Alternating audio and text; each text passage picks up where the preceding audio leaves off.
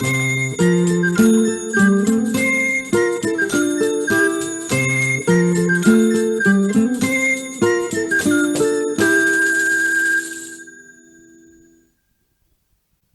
lendemain de son couronnement, un jeune roi quitta son palais pour se promener sans escorte dans une forêt voisine. On était à cette douce et fugitive époque de l'année où l'été, atteignant sa plénitude, s'apprête à léguer à l'automne les moissons et les fruits qu'ont mûri ses ardeurs. La vie, dans sa force, sa joie et sa majesté, éclataient de toutes parts. C'est à peine si, à la cime des arbres, quelques feuilles jaunies tachaient de leur rouille le manteau vert de la nature.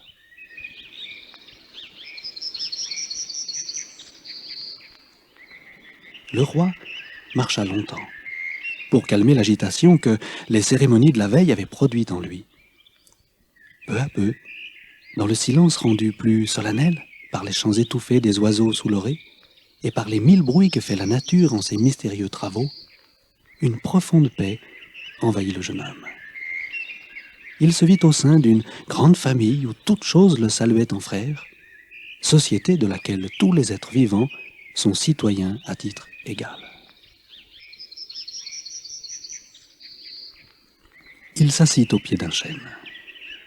Il régnait en cet endroit un demi-jour discret sur lequel tranchaient quelques points de vive lumière. On eût dit que, du feuillage noir, il pleuvait des gouttes de soleil. Et le roi s'endormit.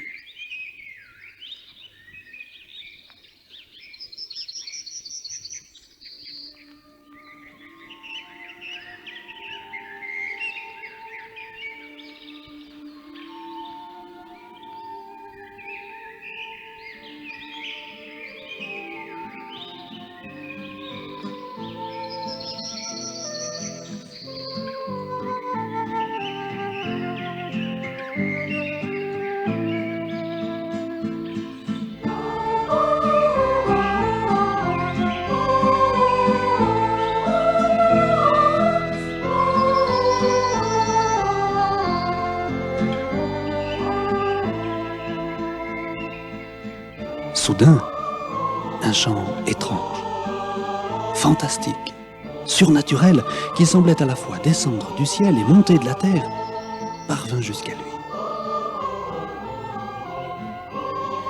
Était-ce une seule voix ou une multitude? Dans cette admirable mélodie, si douce qu'elle eût bercé le sommeil d'un petit enfant, tout avait son écho. On y retrouvait le chant nocturne du rossignol et la plainte éternelle des vagues, le mugissement des tempêtes et le frais gazouillis des fontaines.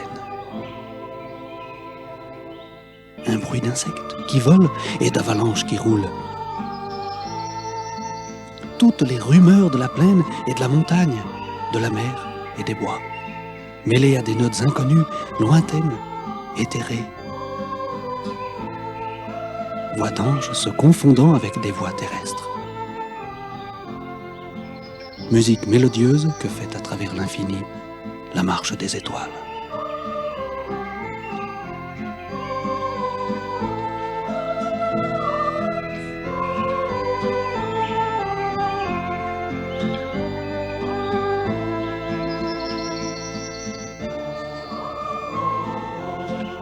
Longtemps, le prince écouta. Il avait quitté son palais au matin, et déjà le crépuscule étendait au loin ses ombres transparentes, qu'il écoutait encore la voix qui ne se lassait point, avec des intonations nouvelles où le même motif se retrouvait en d'innombrables variations. Mais quand la nuit fut venue, un frisson éveilla le roi, et le chant s'arrêta. Il se leva, regarda autour de lui. « Ô barde !» cria-t-il. « Ne t'arrête point! Chante encore! Chante, et je te donnerai pour récompense tout l'or que tu voudras. Viens jusque dans mon palais et chante sur la route, car même pour un instant, je ne puis me passer de t'entendre. »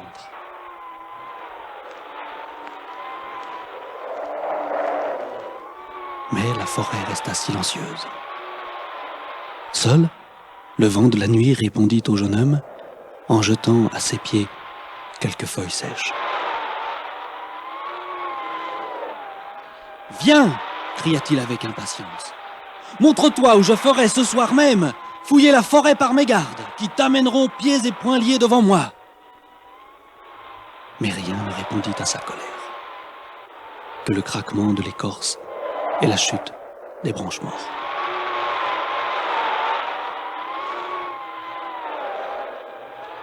« Ô poète, qui que tu sois, aie pitié de moi. Je ne vivrai plus sans ton harmonie, » supplia le prince à genoux. « Viens, ou si tu veux rester ici, chante encore, et j'y resterai avec toi, car t'entendre, c'est plus que vivre, et c'est plus que régner. » Mais à ce dernier appel, rien ne répondit que le cri funèbre de l'orfraie. Et le jeune roi, désespéré, rentra seul au palais, désormais vide pour lui.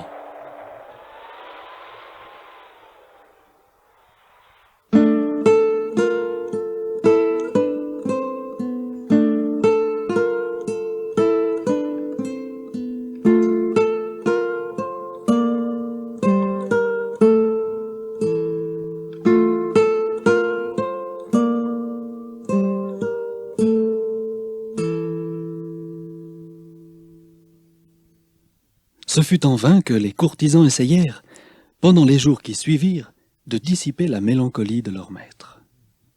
Ils se demandaient l'un à l'autre quel mystère s'était révélé à lui, ou quel drame s'était passé pendant sa longue et solitaire promenade.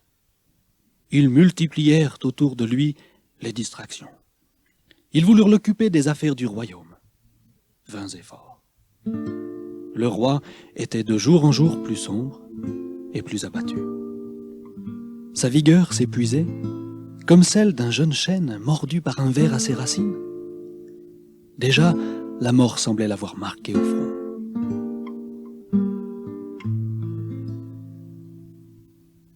Tous les jours, à des heures différentes, il retournait dans la forêt. Mais l'automne était venu. Chaque jour, les sentiers devenaient moins visibles sous l'entassement des feuilles mortes. La joyeuse société qu'il avait reçue au nombre de ses concitoyens devenait un cimetière, où la mort s'étalait crûment, sans le mystère et la poésie dont en été s'enveloppe la vie. Et le barde n'était point revenu.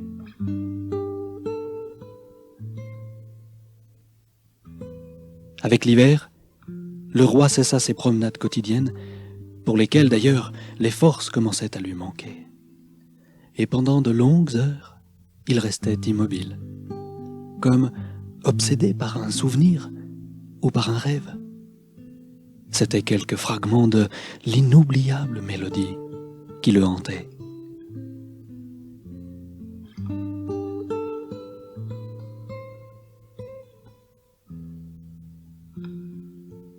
Un jour, ses serviteurs s'approchèrent de lui. « Sire, lui dirent-ils, votre vie est en danger. Vous portez un secret qui vous tue. Et si vous ne parvenez pas à l'oublier ou à satisfaire la passion qui vous ronge, et dont nous ne connaissons pas l'objet, ce sera fait de vous en peu de temps. » « Mourir, répondit le roi avec un triste sourire. « Ah, cela me serait doux si j'étais sûr d'entendre dans la tombe. Mais non, elle est plus silencieuse encore que la forêt. » « Eh bien, reprit-il en se redressant, je ne mourrai point sans avoir fait un effort pour retrouver la vie. Écoutez et obéissez. Qu'une fête extraordinaire soit préparée, à laquelle seront invités tous les poètes, musiciens et chanteurs de mon royaume et de tous les royaumes. Qu'ils y viennent avec leurs meilleurs instruments et leurs plus belles harmonies, et qu'ils sachent qu'un prix considérable, une fortune royale, sera la récompense de celui dont les accents me guériront. Allez !» Les ministres s'inclinèrent et procédèrent rapidement à l'exécution de ses ordres.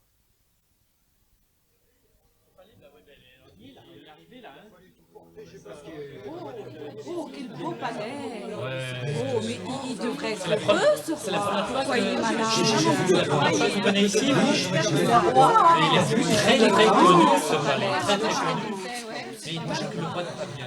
Lorsqu'arriva le grand jour où devait avoir lieu ce concours universel, la capitale et ses faubourgs regorgeaient d'artistes, accourus de tous les bouts de la terre. On entendait à tous les carrefours que le bruit de voix qui s'essayent et d'instruments qui s'accordent, que d'aubades et de sérénades aux oreilles des bons bourgeois.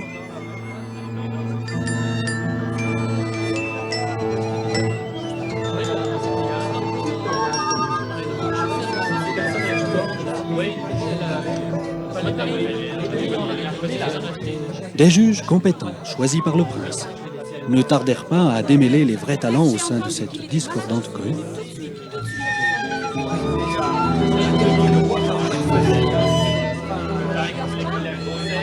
Un premier choix donna une centaine de sujets, tous fort habiles, tous dignes de charmer le roi, s'il n'était capable de le guérir.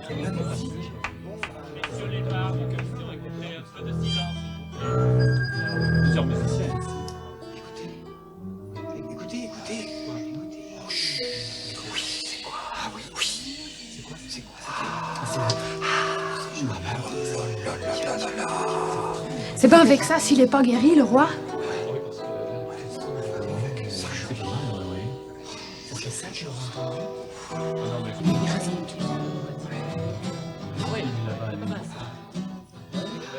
Mais ce nombre était trop élevé encore.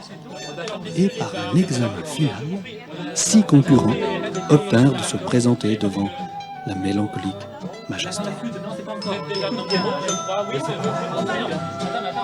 Vous êtes entraîné, mais enfin, respectez aussi la magie du roi.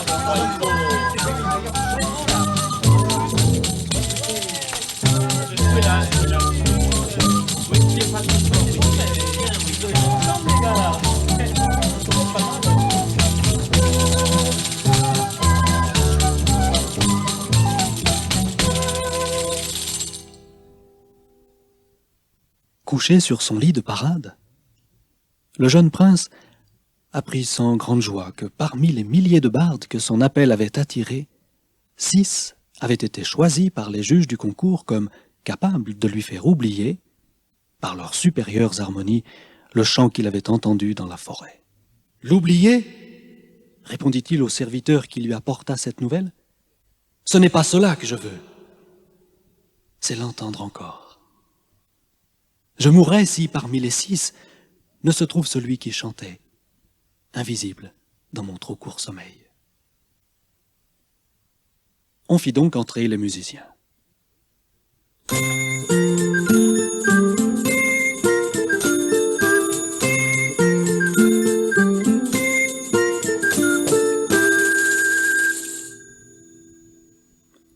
Le premier qui se présenta tenait entre ses mains une lyre agreste, tout enguirlandée de fleurs des champs, et dont les cordes étaient faites de frêles fibres de roseau.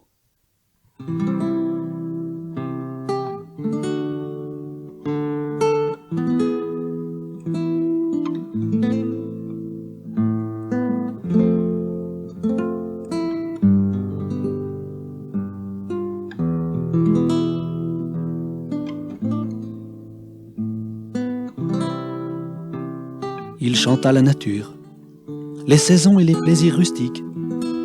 Et le roi tressaillit, car dans ce chant suave et frais, il retrouvait par échappée le motif de l'hymne mystérieuse.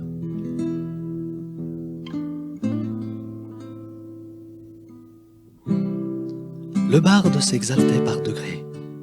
Bientôt, en véritable artiste, il oublia le roi. L'imposante assemblée, il s'oublia lui-même, et les auditeurs, ravis, se disaient que jamais plus belle harmonie n'avait pu se faire entendre.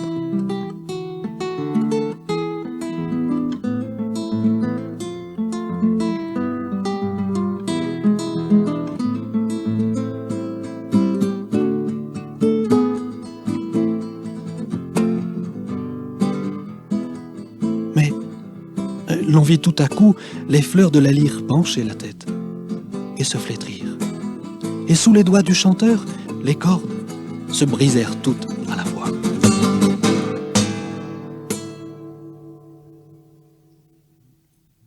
Et tandis que l'artiste, honteux, se retirait en silence, le roi retombait sur sa couche, avec un long soupir. La lyre du second barde était faite d'ivoire, et les cordes étaient des fils longs et soyeux, de fins cheveux d'enfant ou de femme.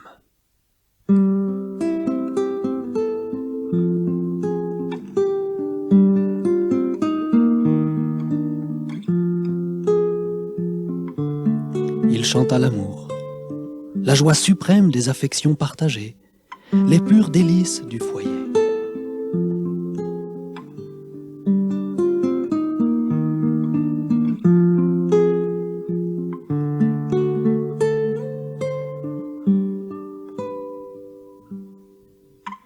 Le roi fut ému. 1000 images gracieuses flottaient devant lui, et dans ce chant, comme dans le premier, il retrouvait des réminiscences de l'hymne inoubliable.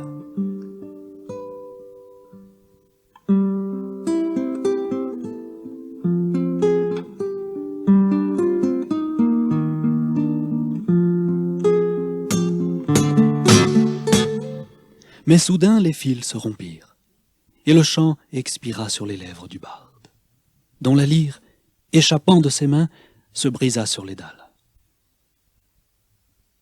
Hélas, murmura le roi, ce n'est pas encore cela. L'aspect du troisième barde, que l'on introduisit aussitôt, contrastait avec celui de ses deux compagnons.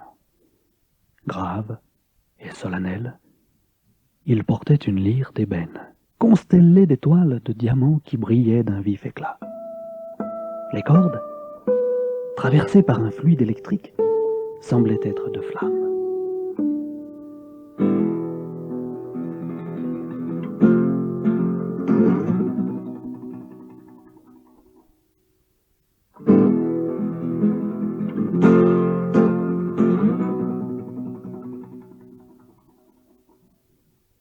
Il chanta les mystères de la nature, les lois éternelles découvertes par l'esprit humain, les merveilles des cieux, les secrets de l'océan, tout ce que pèse, compte et analyse la science.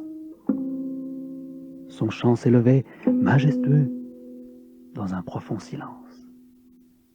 Une auguste sérénité s'en dégageait.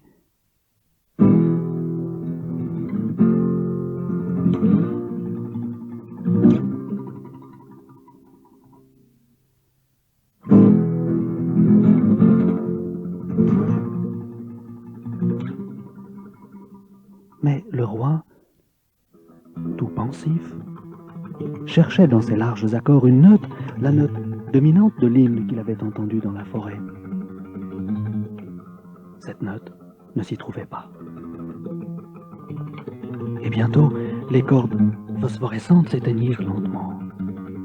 Les diamants brillèrent d'un feu sombre, puis s'éteignirent à leur tour.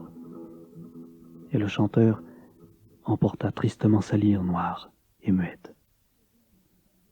Le roi n'eut pas la force de faire un signe. Mais le quatrième barde fut appelé.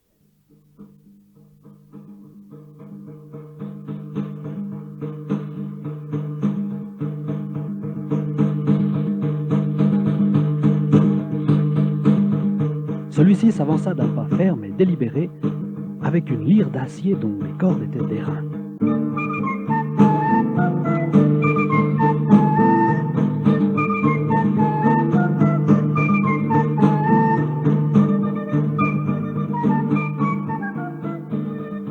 Il chanta la gloire des ancêtres, les héros des siècles passés, les conquêtes par lesquelles fut fondée la patrie. On entendait dans ces accords puissants sonner les fanfares, et les sabots des chevaux retentirent sur le pavé des villes incendiées. Une flamme passa dans les yeux du roi.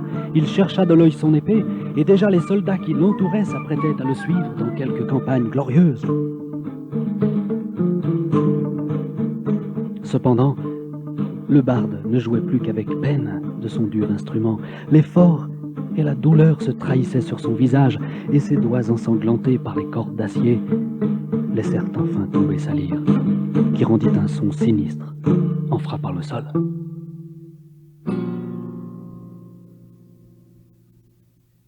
La flamme s'éteignit dans les yeux du roi. L'espoir des courtisans s'évanouissait. Cependant, ils firent approcher le 5e barde. Celui-ci se présenta en dansant et en agitant des grelots attachés à ses vêtements. Il tenait une lyre étrange faite de bois doré avec des cordes d'or, d'argent et de cuivre.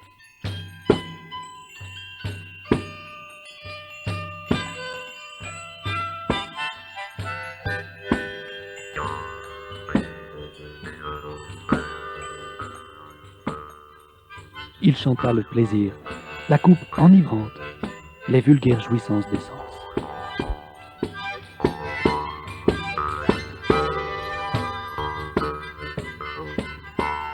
Mais, malgré la beauté de sa voix et la gaieté de ses mélodies, l'accompagnement en était si bizarre. Les sons qu'il tirait de sa lyre si discordants, que le roi fit bientôt un geste de fatigue et de dégoût.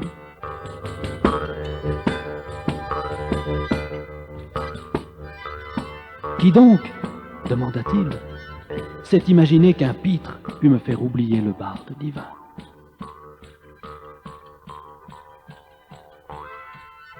Découragés, les serviteurs du roi n'osaient faire approcher le dernier concurrent. Mais celui-ci s'avança tout seul.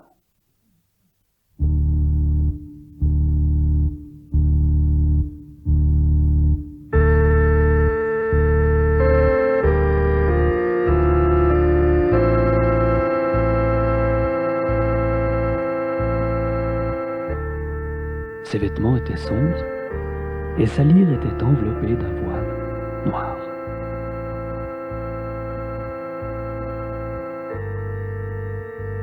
Il chanta la douleur, le désespoir et la mort.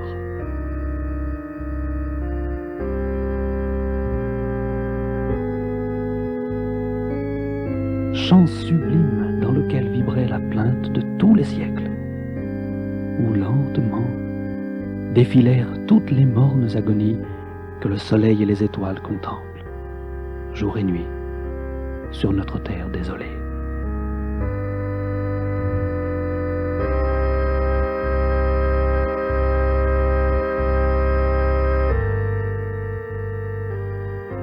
Le roi écouta, farouche, le sourcil froncé. Cette mélodie lui plaisait.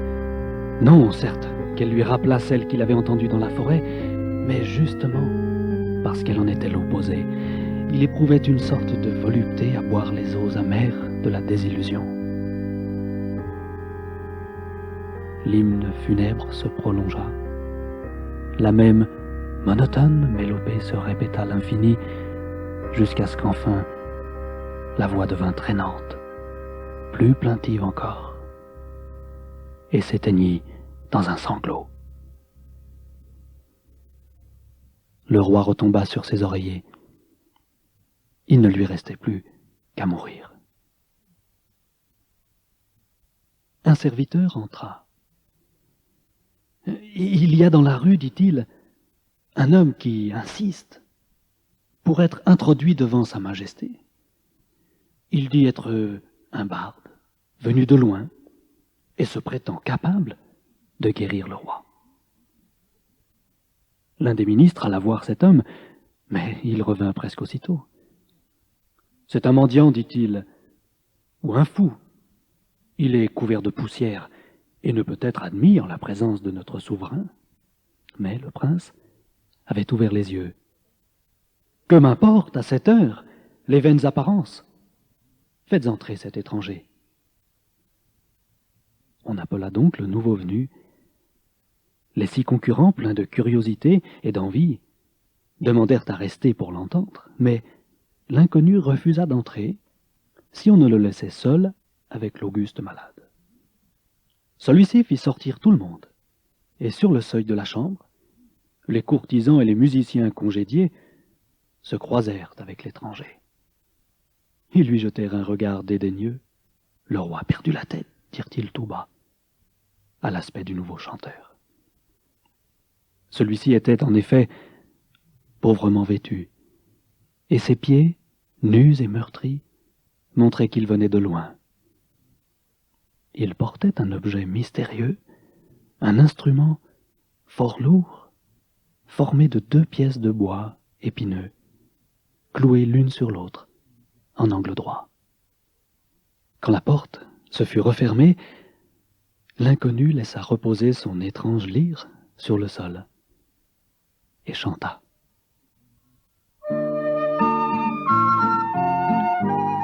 Dès les premières notes, le roi fut saisi. C'étaient bien là les accents ineffables entendus dans la forêt. C'était la même harmonie où se retrouvaient, avec la même ampleur, les échos de toutes choses. Et cette note surhumaine qui manquait aux autres chanteurs. Mais le cri de joie qu'il allait pousser expira sur ses lèvres, car, oh merveille, le barde se surpassait. Ce n'était plus seulement le chant de l'oiseau et le bruit des vagues, le grondement des tempêtes et le murmure des ruisseaux, le chœur lointain des cieux et des étoiles, toutes les voix de la mystérieuse création. Ce n'était plus seulement la note sacrée qui semblait descendre du trône de Dieu pour se mêler au concert de la nature. C'était, au-dessus de tout cela, une note nouvelle, inouïe, profonde et vibrante, et qui semblait sortir du cœur même de l'Éternel. Le barde chantait Dieu visitant la terre, et ses fiançailles avec l'humanité. Il chantait le triomphe de la lumière et de l'amour. Et tandis que ses doigts frémissaient sur les cordes invisibles, une sueur sanglante perlait sur son front. Sa vie s'écoulait avec son chant. Les cordes de sa lyre, c'étaient les fibres de son cœur.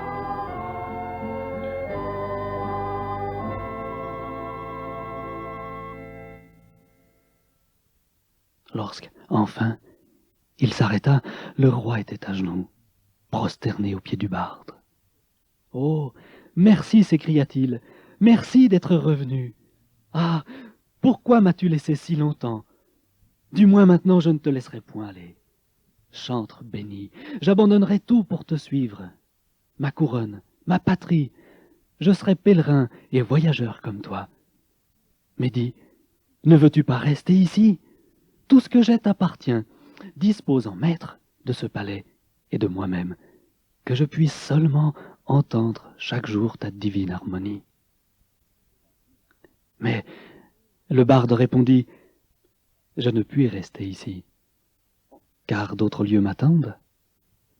Moi aussi je suis roi, et je dois retourner dans mon royaume. Tu ne peux me suivre pour le moment, il faut que je te laisse seul. » « Ah, pourquoi donc gémit le jeune prince. Pourquoi t'ai-je rencontré? J'aurais vécu heureux si je ne t'avais entendu dans la forêt. Et je serais mort si tu n'étais revenu aujourd'hui. Pourquoi m'empêches-tu à la fois de vivre et de mourir? Tu vivras et tu seras heureux. Bien plus, tu donneras le bonheur.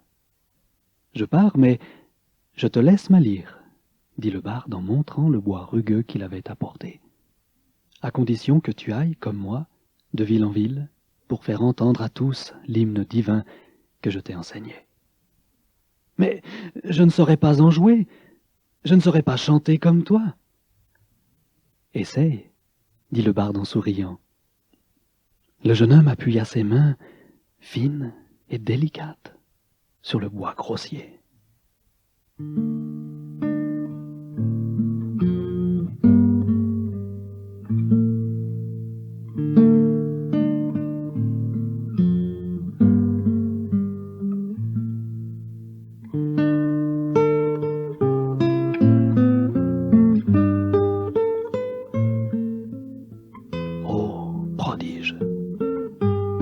Il en tira des sons tout pareils à ceux qu'en avait fait sortir le musicien, et sur ses lèvres naquirent comme d'elles-mêmes les notes du chant céleste. Il n'avait pas encore l'inimitable perfection du maître, mais en s'essayant à l'imiter, l'élève éprouva une joie presque égale à celle que lui avait procurée le barde divin.